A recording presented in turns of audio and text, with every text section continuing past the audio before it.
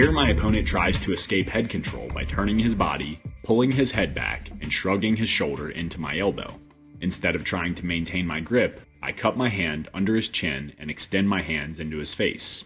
It's important to note that I am using the energy of my opponent's turn to my advantage. As he rotates his shoulders to free his head, I drive his face in the direction of his turn. This forces his head back and creates an opening to attack with a knee. As a general rule of thumb, I always like to throw the knee in the direction my opponent is turning. For instance, if he is turning his body towards his left, then you are going to throw a right knee. With his posture upright, his hands tied up, and his hips and shoulders rotated, his midsection is totally exposed. To capitalize on his vulnerable positioning, drive your knee right into his solar plexus.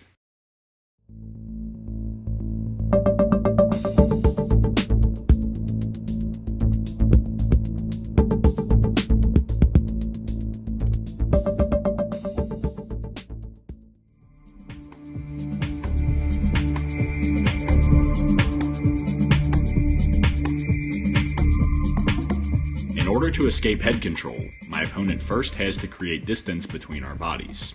In this particular case, he attempts this task by maneuvering his arm underneath my collar tie and across my face. Once accomplished, he extends his arm into my face and drives my head back, a technique commonly referred to as the CROSSFACE. Before he can escape the position, I reposition my collar tie to the opposite side of his head, latch onto his bicep with my free hand, and throw a knee to his midsection. It's important to notice how I move my upper body in the direction that my opponent is pushing.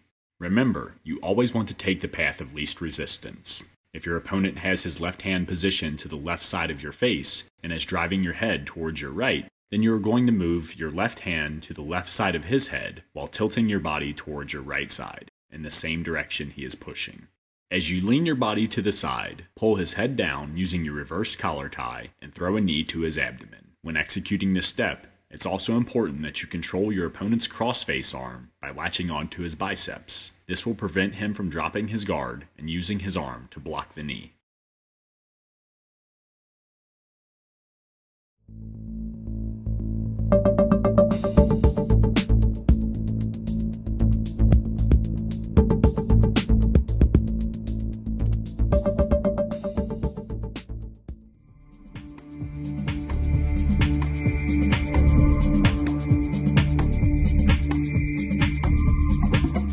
This is another effective technique that can be used to counter the CROSSFACE escape.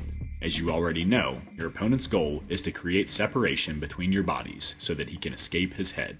To prevent him from accomplishing this, circle around to the side of your opponent's body while pulling his head in the direction of your turn. When timed correctly, he will be forced to counterbalance his weight with a couple of steps. As he moves to correct his stance, drive a knee into his stomach. It's important to note that you can pull him in either direction. If he has his right arm positioned on the right side of his head, then you can use his energy against him by pulling him towards your right side, or you can capitalize on his trapped arm by pulling him toward your left. The most important thing with this technique is to execute the off-balancing maneuver before your opponent extends his arms into your face. If you stammer for a split second and allow him to extend his arm into your face, then this technique will not work.